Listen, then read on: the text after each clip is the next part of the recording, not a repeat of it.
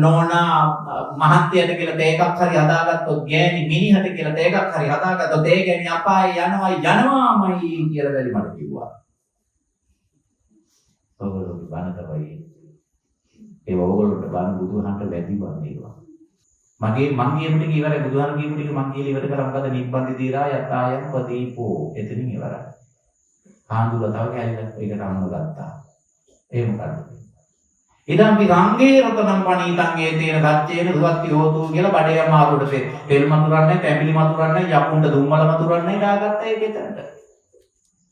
දාලිවල ඔයගොල්ලෝ ටික තුම්බිය නැති කරන්න ඒ කාලම අනුර මේක දේශනා කරේ කියලා කිව්වේ ඒක නිසා නැති කරගන්න ඒක ඕකේ ඵලයි කිව්වා. දැන් පිරිත කියන එක තුලින් දුර්වික්ෂය දුරු කරන්න පුළුවන් නම් පෘථග්ජන අපි පිරිත කිව්වාට වඩා බලවත් නැද්ද රහත් වෙච්චයි කිව්වනම්. ඉතින් එතකොට එදා රතන සූත්‍රය තිබුණේ නැද්ද? රතන සූත්‍රය රහතන් වහන්සේලා තිබුණේ නැද්ද කියලා ඉවල දුර්වික්ෂය දුරු කරගන්න. බලන්න බුද්ධ වචන අපේ අවභාවිතා කිරීමෙන් අපිට නිවන කොච්චර ඈතට ගියද?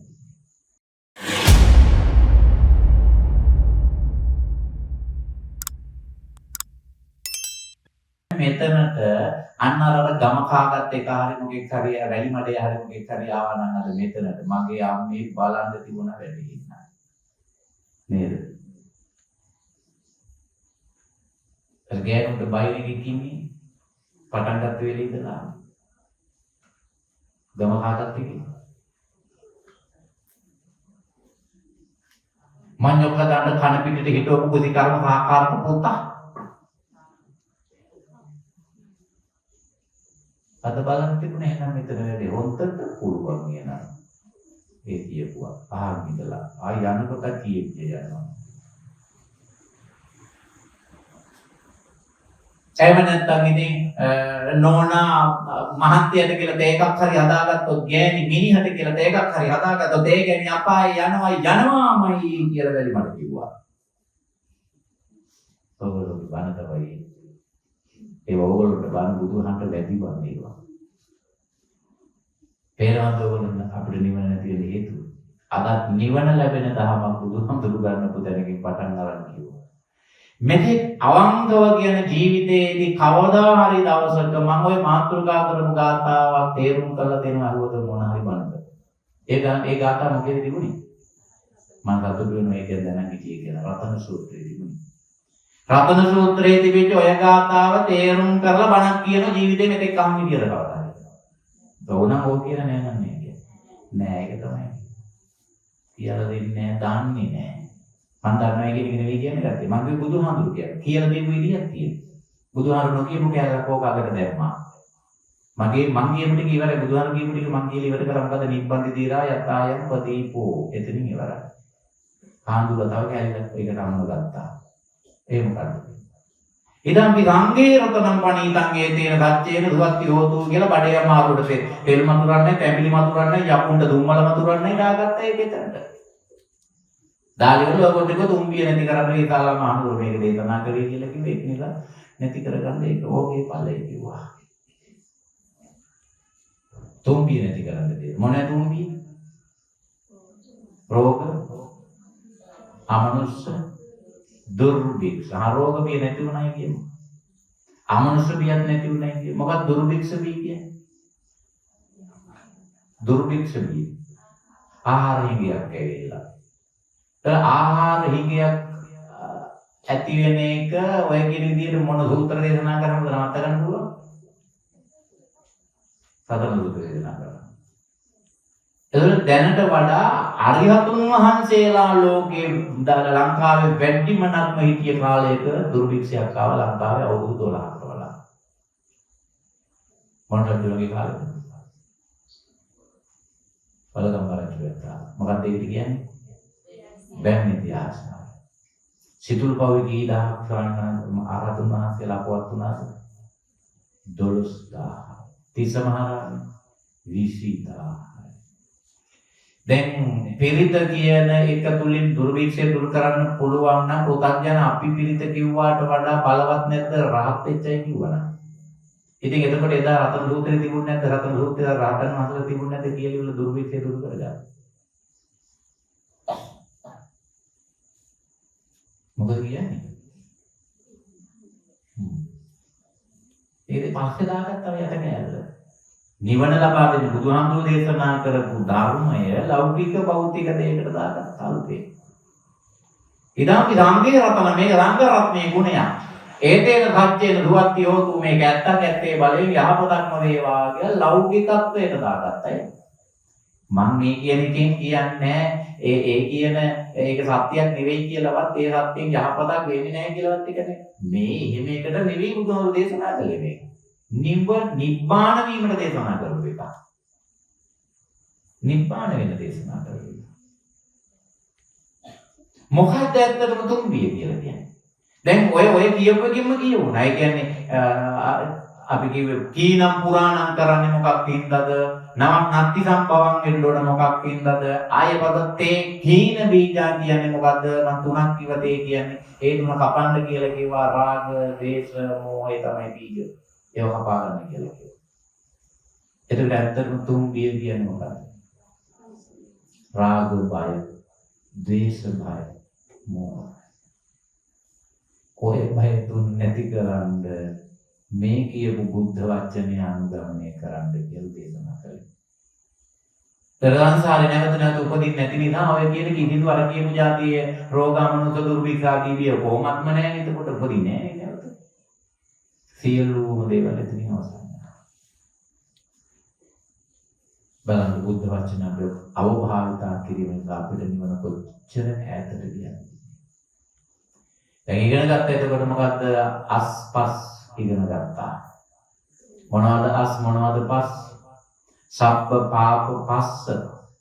සියලුම පව් තමයි ප්‍රහාණය කරන්න තියෙන්නේ. අර මම මුලින් කියපු තේරුමට අනුව නම් ආවරණ ණය ටික ඉවර කරන්න තියෙනවා. කුසල තමයි අස් කරගන්න ඇතුළට ගන්න තියෙන්නේ. කුසල. ඒ උපසම්පදා කියලා තියෙනවා. උපසම්පදා කියලා කියන්නේ අප කැප වෙලා ඒ කියන එක පහද ගන්න කියලා තියෙනවා. කුසල් කියන්නේ රැස් කරන්න පුළුවන් જાතියන්නේ. රැස් කරන්නේ පින්කා පව්. රැස් කරන එකට කම්ම කියලා කියන්නේ. ඒ නිසා පුඤ්ඤ කම්ම කියන පින්වල. පාප කම්ම කියනවා පව් වලට. හැබැයි ආනුතුරු සමහර කියනවා කුසල කර්ම කියලා. කුසල කර්ම කියලා જાතිය බුද්ධ දේශනාවේ නැහැ. තියෙන්නේ කුසල ධම්ම කියලා තියෙනවා. කුසල වලට ධම්ම පාවිච්චි කරලා තියෙනවා. බුදුහාමුදුරුවෝ තමයි කුසල කර්ම කියලා කියන්නේ. කර්ම තියෙනවා නම් විපාක තියෙනවා. පැහැදිලිද කියන්නේ? කර්මයක් නම් විපාකයක් තියෙන්නේ. ධර්මයක් නම් නැවැත්මක් තියෙන්නේ. සසර ගමන නවත්තන. සසර ගමන නවත්තන්නේ කුසල ධර්ම වලින් මිසක් පුණ්‍ය කර්ම වලින් හෝ පාප කර්ම වලින් හෝ අකුසල කර්ම වලින් හෝ නෙවෙයි. කර්ම වතන හරි තියෙනවා නම් මතක තියාගන්න අනිවාර්යයෙන්ම කර්ම ඊළඟට කියන්නේ මොකද්ද? විපාකය. විපාකයක් දෙන්න නම් ආයි උපදින්නත් වෙනවා.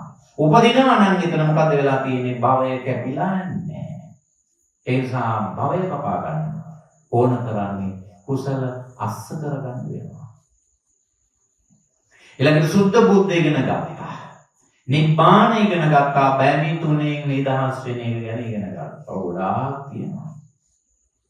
ඔය සරල කීපයක් එදිනෙදා පාවිච්චි කරන අපි වැරදි තැන් වලින් අල්ලගත්තේ බුද්ධ වචනේ. බුදුහාමුදුරනේ මොින්ද ඉස්සර. තාම ඉවර නෑ කතාව. කෝගොල්ලෝ කවුරුවත් ඇහුවෙත් නෑ තාම කාටවත් තේරුන්නේ නැති ඉඳ වෙන්නේ. කොහොමද හම්දුනේ පරණ ණය ගෙවන්නේ කියලා ඇහුවේ නෑ. පරණ ණය කියන්නේ පළවෙනි එක කීනම් පුරාණ. පුරාණෙම ටික කපලා දාන්න. ඒක කොහොමද කරන්නේ? හිතන්නේ ලේසි කියලා. පරණ ඒවා මේ සැරේට ගෙවල ඉවර කරගන්න බැරි වුණොත් මේ සැරේ අලුතෙන් හැදුවේ නැති වුණත් පරණ ඒවා හින්දා ආයි සැරයක් උපදිනවා. පැහැදිලි කියද්දී.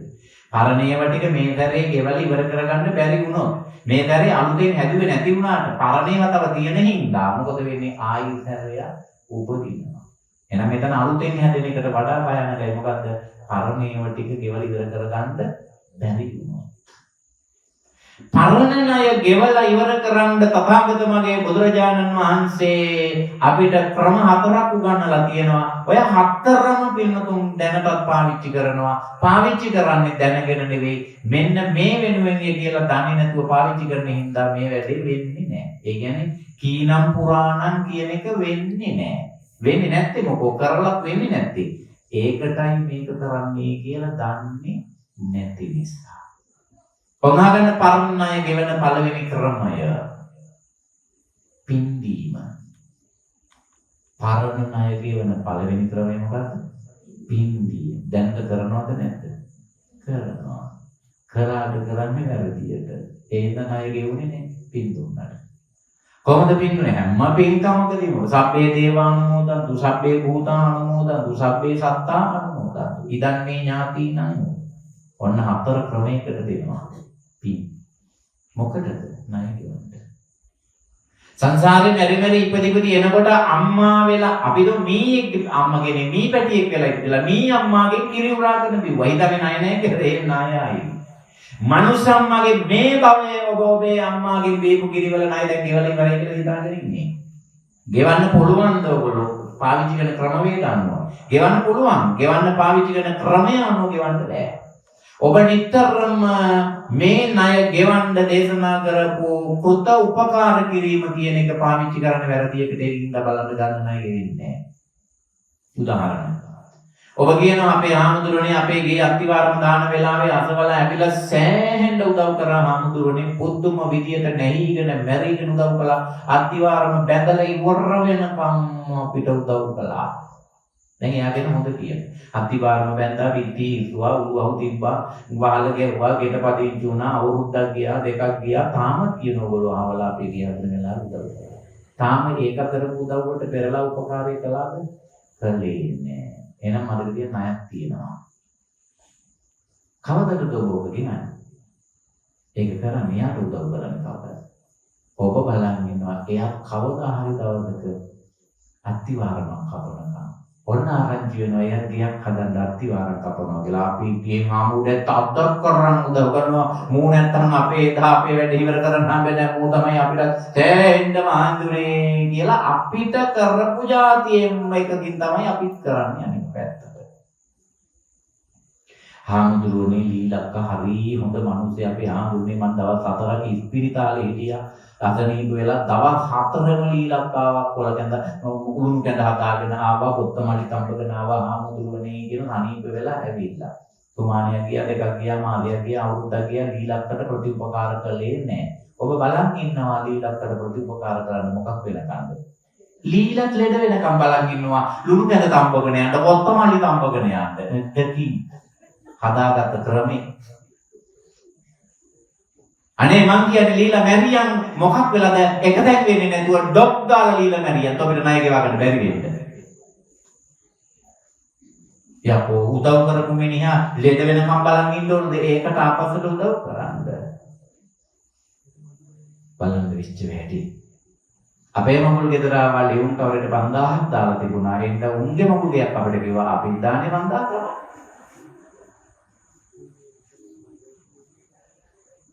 ජානකෝත උපකාරය. දැන් මෙන්න බලන්න අම්මගෙන් ගත්ත ණය ගෙවන්න බැරි විදිය. දැන් මේක කියන උදාහරණ තුනක් කිව්වේ. අම්මා පිළිකිරි දුන්නා. දැන් බොල කරන්න ලෑස්තිලා ඉන්නේ දීපු જાතියෙම්මනේ අනිත් පැත්තට. දැන් ගියාපන් අම්මගේ කිරිබීම්බෙකට මොකද කරන්නේ කියන්නේ? දීපු જાතියෙම්ම නම් අනිත් පැත්තට කරන්න වෙන්නේ. දැන් අම්මා වයසට ගිහිල්ලා. දැන් මොකද කරන්නේ? දැන් කියන දීපල්ලා අම්මා. ගෑනුන්ට නම් ඒකත් කර දූලට නම් ඒකත් කරතේ. පුතු මොකද කරන්නේ ඊට පස්සේ? අම්මා පුංචි කාලේ අපි උකුලේ තියාගෙන නැලෙව්වා. දැන් ඉතින් රොටි උපකාර කරපල්ලා. ඒ මොකද? දැන් අම්මා නාකි අම්මා වයසයි හොදවට. දැන් ඉතින් අම්මා උකුලේ තියන්න නලවපල්ලා කවි කියා. කෘත උපකාර කළා.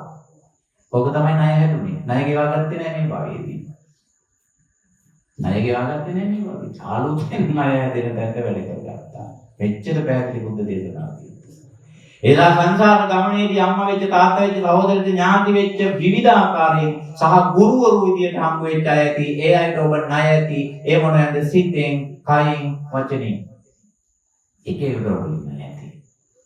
ඒසා ඒ අය දැන් අපිට මොන ගහන්නේ නැහැ මේ භවයේ තුලදී. අපි දන්නේ නැහැ ඒගොල්ලෝ කොතනකද ඉන්නේ. සමහර විට ඒගොල්ලෝ දිව්‍ය භවයක ඉන්නවා ඇති. ඒ නිසා අපි දෙනවා සබ්බේ දේවා අනුමෝදන්. ඒගොල්ලෝ සමහර විට භූත භවයක වෙන්න ඇති. ඒ නිසා සබ්බේ භූතා අනුමෝදන්. ඒගොල්ලෝ සමහර විට සත්ත්ව භවයක වෙන්න ඇති. ඒ නිසා අපි දෙනවා මොකක් කරන්නද? සබ්බේ සත්තා අනුමෝදන්. ඒ මොකද මට නයින් නිදහස් වෙන්න. මගෙන් යන්න තියෙන එකක් ඔය දෙන්නේ. එතකොට හරිනම් ඔබ මගේ ප්‍රශ්නයක් අහන ආම්දුනේ භූතයෙන්ද පින් ගන්න බෑ නේද? සත්තුන්ට පින් ගන්න බෑද? ඔව්. හැබැයි මම පින් දෙනවා නෙවෙයි මේ කරන්නේ මොකද්ද? මගේ ණය මම දෙනවා. ඒතර මම ණය දෙන්නේ මගේ ණය හිමිකාරයාට. මේ විශ්වය හරි පුදුම එකක්. මං යම් කිසි කෙනෙකුගෙන් ගත්ත ණයක් නම් මේ පින් විදියට දුන්නේ. ඒක කිසි කෙනෙකුට ගන්න බෑ. එයා භූතයෙක් නම් මේ වෙනකොට එයාට මං දීපු පින වෙන කාටවත් ගන්න බෑ. එයා භූත භවයෙන් නිදහස්ලා පින් ගන්න පුළුවන් භවයකට ආපු දවසකට එයාට අර පින අයිති වෙනවා. එතකොට මම මොකද වෙන්නේ? මං ණයෙන් නිදහස්. අපි දීලා ඉවරයි. එදින කාටවත් ගන්න බෑ. අපේ පුදුමයි. සබ්බේ ඥාතියන් මොදන්තු සිරු ඥාතියින්ද පින්නන ඉදන් මේ ඥාතියන් හොතු සුඛිතාවන්තු ඥාතියෝ කියලා තුන් පාරක්ම කියන තුන් පාරක් එහෙම කියන්න එපා. මේ කියන්නේ මගේ කියන එකයි. එතකොට මගේ නෑයින්ද විතරයි පින් දීලා තියෙන්නේ. ඉදන් මේ ඥාති මගේ නෑයෝ විතරද පින් ගන්න ඉන්නේ කියලා ඔයත් හිතන් ඉන්නේ. ඇයි අපේ නෑයෝ නැද්ද? මගේ නොවන අපේ අය.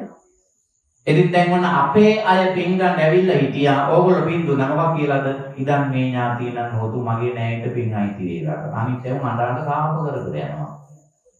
අපිට පින් දුන්නේ නැහැ කියලා. ඒ නිසා දෙකක් තියෙනවා ඉදන් මේ කියලා. ඒ කියන්නේ දෙපාරක්. ඉදන් මේ ඥාතියන් හොතු සුඛිතා. ඉදන් මේ ඥාතියන් හොතු සුඛිතා. මගේ ඥාතියට පින් අයිති වේලා සපෝට්. අන්තිමේට කියනවා ඉදන් වෝ ඥාතියන් හොතු. මේ කියන දේ මොකක්ද එන්නේ? වෝ කියවා. ඒ කියන්නේ මේ කියන්නේ මගේ නම් වෝ කියන්නේ අපේ කියන්නේ අපේ ඥාතියින් දෙකක් ඉදන් මේ එකක් ඉදන්